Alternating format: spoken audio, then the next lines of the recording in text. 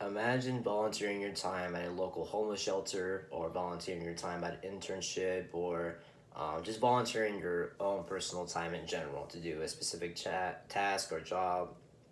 And then midway into doing that job, you start complaining how you're not being compensated or not being rewarded, in which you already knew that was what's going to lead at hand.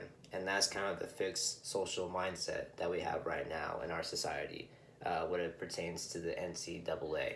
NCAA athletes should not get paid.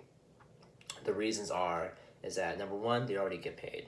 Number two, how would we even distribute that type of money, in which the NCAA makes billions and billions of dollars? And number three, there's other different options that you can have when when it comes to wanting to get compensated for the specific sport you play, as if it's basketball, baseball, football, whatever it is. So, according to NCAA.org, Division One, Division Two schools on average pay about or hand out 2.9 to 3.2 billion dollar worth of athletic scholarships per year, and they hand that out within 150,000 student athletes within that year. With doing this, they are already compensating them with their food, their housing, and the apparel they need to be on the court, with the shoes and jackets, all the team gear that they need. I understand that it's not going to support them with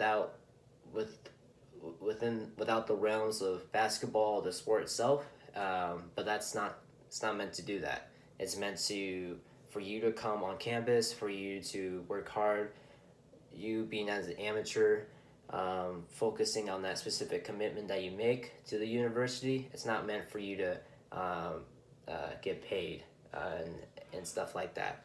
Um, According to Fatana.org, how to distribute that money would be completely problematic. So I want to put into context. So if you're gonna in the NBA, when you watch a Warriors versus Lakers game, you want to see LeBron versus Steph Curry. You don't want to see the last guy on the bench play the last guy on the bench on the other team.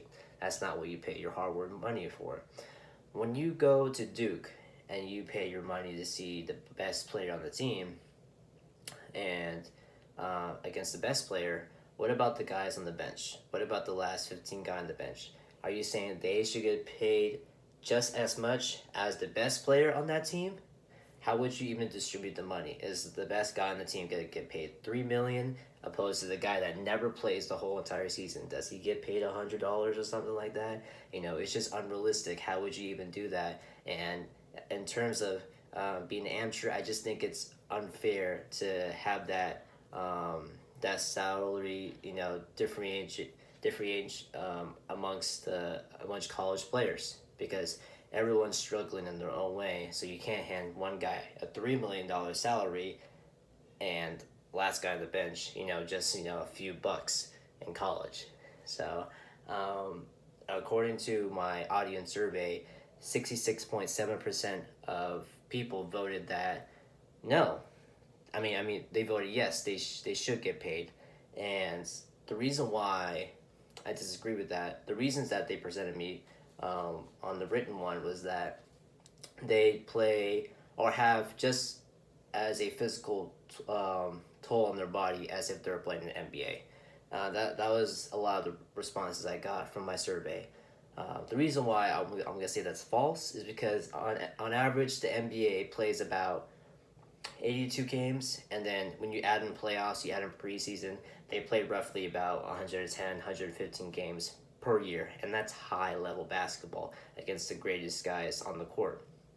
When you play an NCAA game, you're playing against teenagers. You're playing about 25 to 30 games. If you're in March Madness, it's not high school. High school programs play just as much games as college athletes. So you're meaning to tell me that high school athletes should get paid also? There's just an endless black hole with how would we compensate these types of amateurs.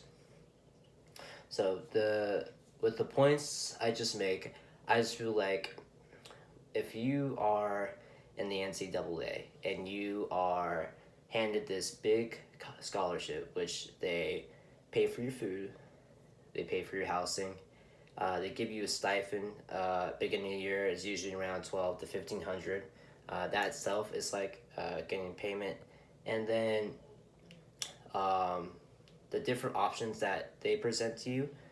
So if you wanna get paid right out the gate with basketball, if you want to get compensated, there's stuff like G League, um, which is a developmental league for the NBA, and you can get paid from that. You can go Euro League, and you can get paid from that. There's other options, and what I'm saying is, if you know what you're getting yourself into with the NCAA, why sign up and then start, complaining that you're not getting paid? So the reasons I just mentioned, the NCAA should not pay its athletes because they're already compensating for housing, food, and equipment.